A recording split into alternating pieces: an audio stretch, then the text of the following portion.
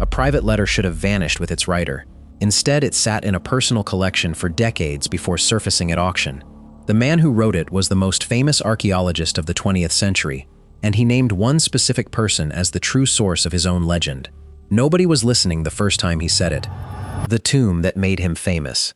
Howard Carter was born in England in 1874 and began working in Egypt at just 17 years old. After years of painstaking excavation work, funded by his wealthy patron, George Herbert, the 5th Earl of Carnarvon, Carter finally located the entrance to a hidden tomb in November 1922, buried beneath centuries of debris and workmen's huts in the Valley of the Kings. Inside lay the largely intact burial site of King Tut, a minor pharaoh who had died young roughly 3,300 years earlier, filled with more gold, jewelry, and preserved treasure than any Egyptian tomb ever recovered before or since. The discovery made Carter one of the most famous scientists alive almost overnight. To help fund the enormous cost of properly excavating and cataloging everything inside, Carnarvon signed an exclusive deal with the Times of London in January 1923, granting the newspaper sole access to daily updates from the dig in exchange for a payment worth roughly $600,000 in today's money, plus a large share of any future profits. That single business decision, meant simply to pay for the excavation, ended up creating a problem far bigger than money. Every other newspaper covering the story from Egypt suddenly found itself locked out of the biggest archaeological event in living memory, and one particular reporter, who also happened to be a trained Egyptologist himself, took that exclusion more personally than almost anyone else involved. Before getting to him, though, it helps to understand exactly who King Tut actually was, since the boy king at the center of this entire legend has his own genuinely tragic story, one that had nothing to do with curses at all. The boy king nobody expected to matter, King Tut became pharaoh of Egypt around 1333 BC at roughly 10 years old, and ruled for only about 9 years before dying at approximately 19. During his own lifetime, he was a relatively minor, unremarkable ruler compared to some of Egypt's more famous pharaohs, and it was only the 1922 discovery of his largely untouched tomb, packed with treasure, that turned him into arguably the single most recognizable Egyptian ruler in the modern world. Modern science has spent decades trying to figure out exactly why King Tut died so young.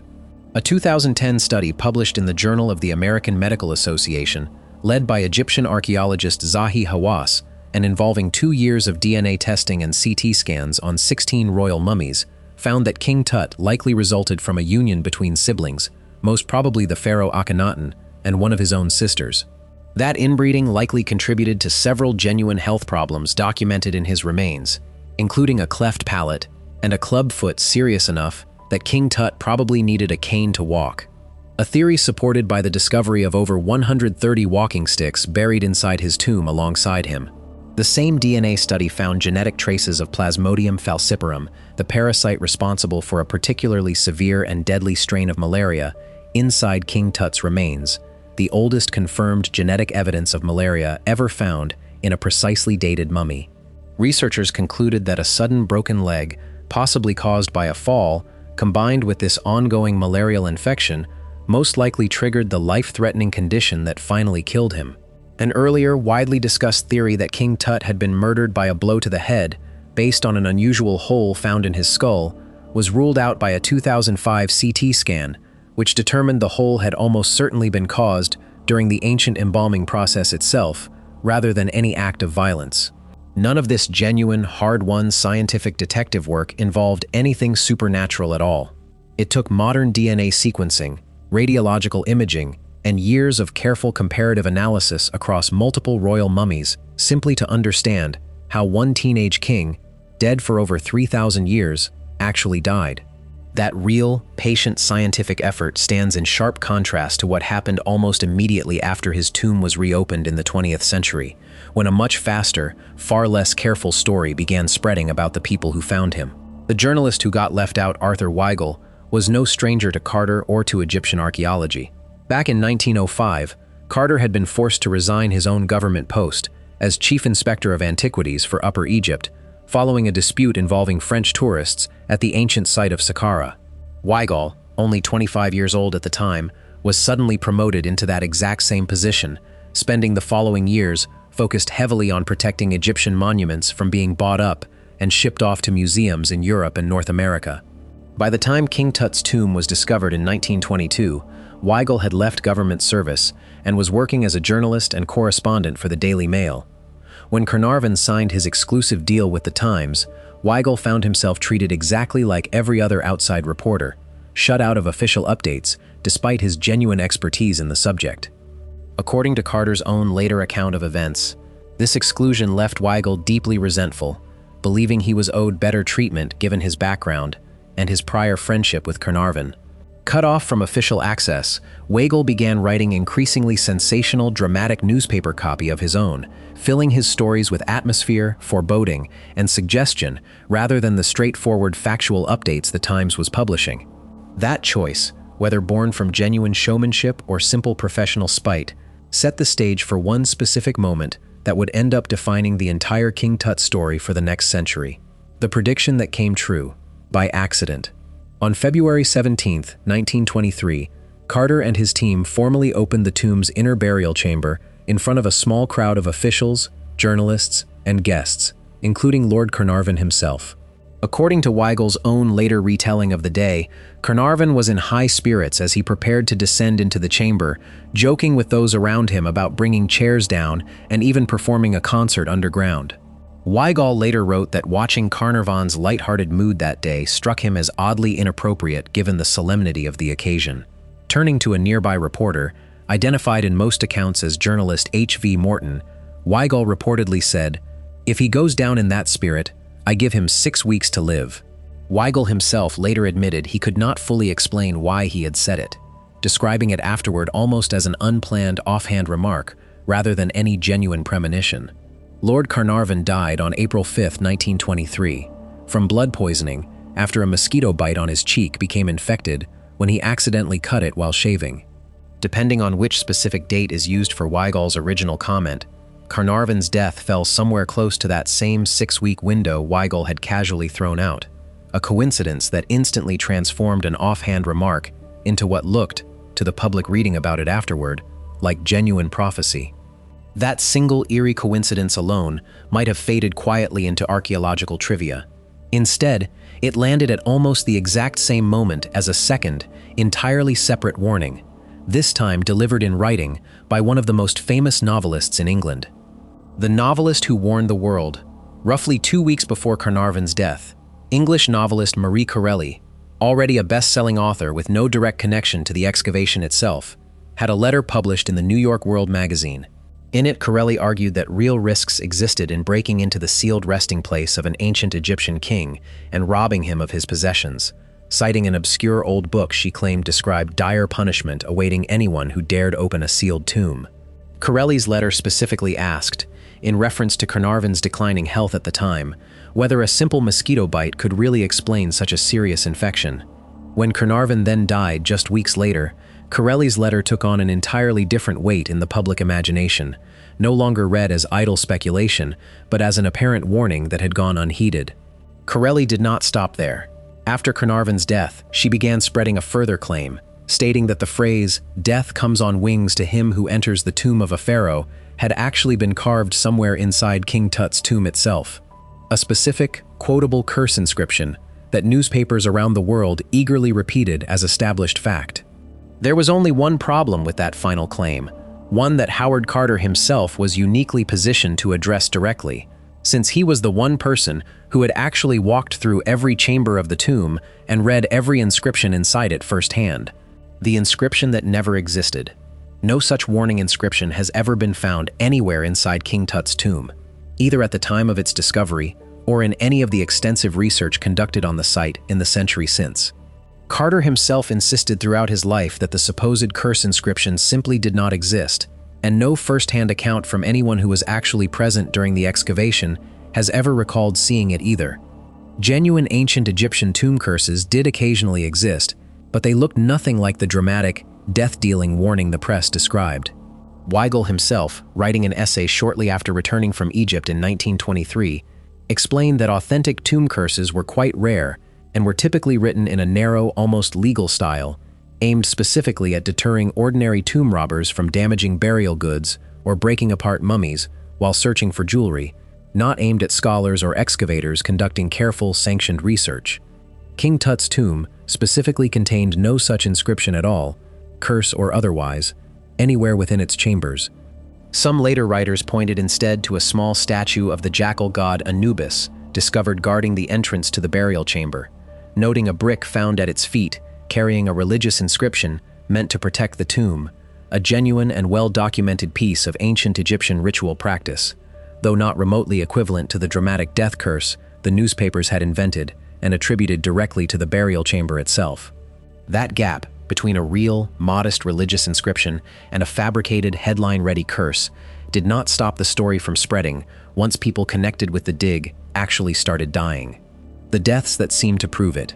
Following Carnarvon's death, the press began connecting almost any misfortune involving anyone loosely tied to the excavation back to the supposed curse. American railway executive George J. Gould, who had visited the tomb, died of a fever roughly a month after Carnarvon. Sir Archibald Reed, a radiologist involved in examining King Tut's mummy, died from a mysterious illness. Sir Lee Stack, the Governor-General of Sudan, was assassinated while driving through Cairo, an event with no genuine connection to the excavation beyond geography and timing. Even members of Carter's own excavation team eventually found their deaths folded into the growing legend. Captain the Honorable Richard Bethel, who served as Carter's personal secretary during the dig, was found dead in his bed at a London club in November 1929, a death some newspapers described as suspicious. Bethel's own father, Richard Luttrell Pilkington Bethel, later died after falling from the 7th floor of his apartment building.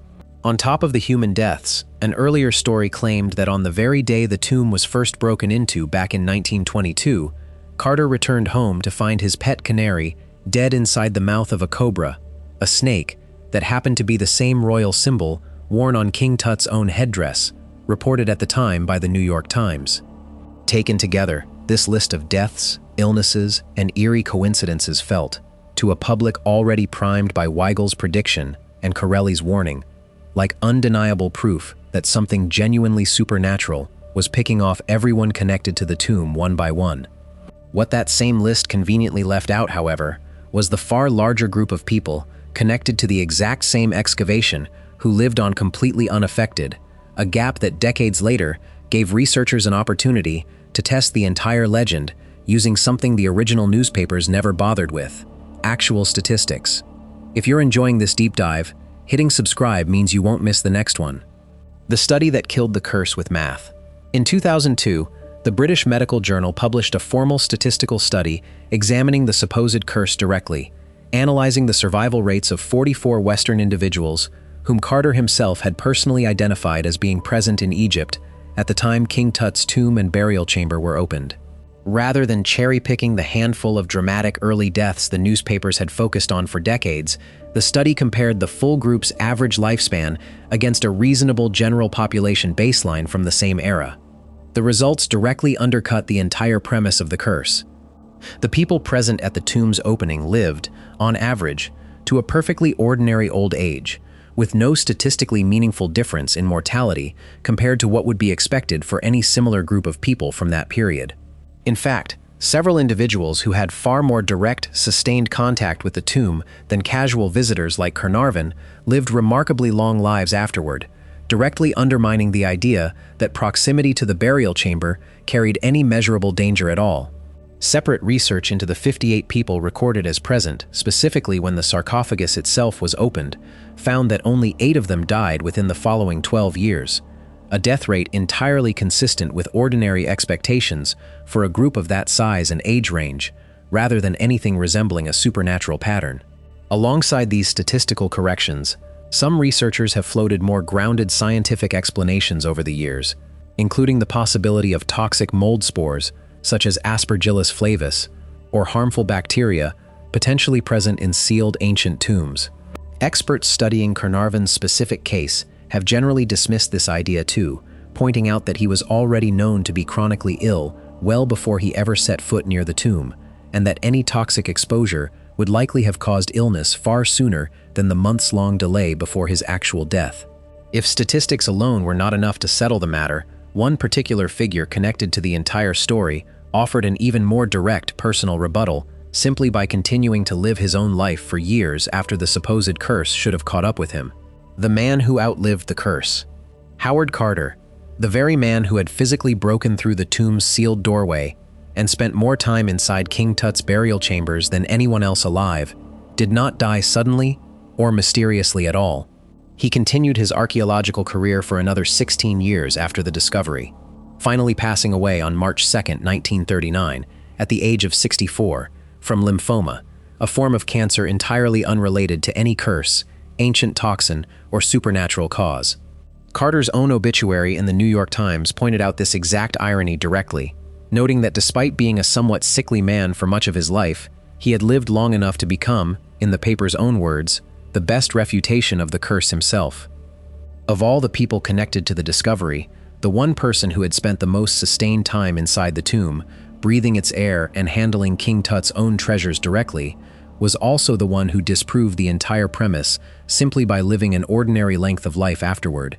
Carter was never shy about his own opinion on the matter either, dismissing the entire curse narrative throughout the remainder of his life as baseless sensationalism, with no connection to anything he had actually witnessed or experienced. What historians did not know for decades, however, was just how personally and specifically Carter had once put that exact frustration into writing, in a private letter never intended for public eyes. The letter Carter never meant for the public. Arthur Weigel, the journalist whose sensational newspaper coverage and offhand 6-week prediction had done more than perhaps anyone else to launch the curse story into global legend, died on January 3, 1934. Shortly afterward, Howard Carter wrote a private, 3-page handwritten letter to a friend and acquaintance named Ionides, the daughter of a well-known British art collector, discussing recent news from his life in Luxor, Egypt. In that letter, Carter did not hold back his true feelings. He wrote plainly that the so-called King Tut curse was Weigel's own invention, created out of what Carter believed was resentment toward Carnarvon, who had been forced to treat Weigel like any other excluded newspaper correspondent once the exclusive Times deal was signed. Carter went further, describing Weigel's death itself as a real blessing, and stating unambiguously that although Weigel had been a clever writer, his fabricated stories had no basis in fact and represented, in Carter's own words, a menace to archaeology. That letter sat privately among personal papers for decades before eventually surfacing at public auction, where it sold at RR Auction in Boston for over $16,000, finally letting historians and the public read, in Carter's own unfiltered handwriting, exactly what he thought of the myth that had attached itself to his life's greatest achievement. This was, in the clearest and most direct terms Carter ever committed to paper, his real warning that the entire curse story was fabricated, traceable to one specific man's professional grudge, and actively harmful to the credibility of serious archaeological work. Nobody outside Carter's small circle of friends and correspondents saw that private letter at the time he wrote it. And even among those who did eventually hear Carter's public dismissals of the curse throughout his lifetime, the myth kept growing anyway, decade after decade, largely undisturbed by anything the one man who actually knew the truth had to say about it. Why the warning never landed, Carter's blunt, dismissive judgment of the curse, never stood a real chance against the sheer entertainment value of the story itself.